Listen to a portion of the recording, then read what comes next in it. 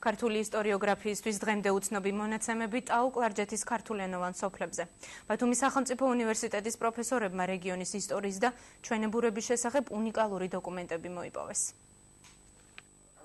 მდინარე ჭოროხს მიღმა აღმოჩენილი ქართული ფოლკლორული მასალები, ქართული ენის გრამატიკის, კილოების სახესხვაობები. ბათუმის სახელმწიფო უნივერსიტეტის პროფესორები კლარჯეთში ექსპედიციისას მოპოვებულ მასალებს აჯამებენ.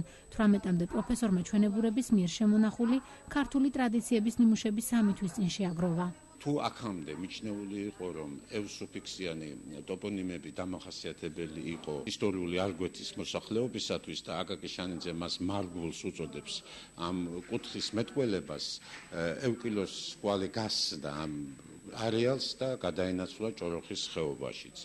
ასევე საინტერესო იყო ჩვენი მისვლა სოფელ ბინათში და პირველი შემთხვევა იყო, როდესაც ჩვენ ავედით ბინათში და ქართულად მოლაპარაკე ხალხი, ქართველები დაგვხვდნენ. კლარჯეთის სოფლებში მოპოვებულ მასალებს შორის ერთ-ერთ მნიშვნელოვან მიგნებად პროფესორები ქართულ ფოლკლორულ ნიმუშებს ასახელებენ. ამბობენ, რომ იქ დღემდეა შემორჩენილი ძველი ქართული ანდაზები, გამოცენები და სეპირი თქმულებები. ყველა ჟანრი, რა თქმა უნდა, მეტნაკლების სიმდიდრით წარმოდგენილია. განსაკუთრებით უნდა აღინიშნოს აქ სატრფიალო პოეზია, ძალიან მდიდარი საყოფაცხოვრებო პოეზია, საბავშვო ფოლკლორის ნიმუშები აქ ყველა ჟანრი, მისი ყველა სახეობი, თუმცა გვეუბნებია, რომ დააგვიანეთო.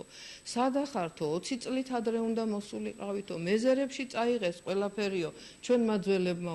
ექსპედიციის მონაწილეებმა თურქეთის სიძველეთ საცავებში დაცულ ისტორიულ სამხრეთ საქართველოს აღწერის ოსმალურ დოკუმენტებსაც მიაკულიეს. აღმოვაჩინეთ ძალიან მნიშვნელოვანი დოკუმენტები ჩვენი რეგიონის ისტორიის შესახებ. ეს გახლავთ აღწერის დოკუმენტები, ეს არის 1830-იანი წლების აღწერა ტაო კლარჯეთისა, დღევანდელი აჭარისა, ეგრეთ წოდებული ოსმალოს საქართველოსი, სადაც სათითაოდ არის მოსახლეობა აღწერილი და ძალიან მნიშვნელოვან ინფორმაციას იძლევა, რაც დღემდე უცნობია ქართული ისტორიოგრაფიისთვის.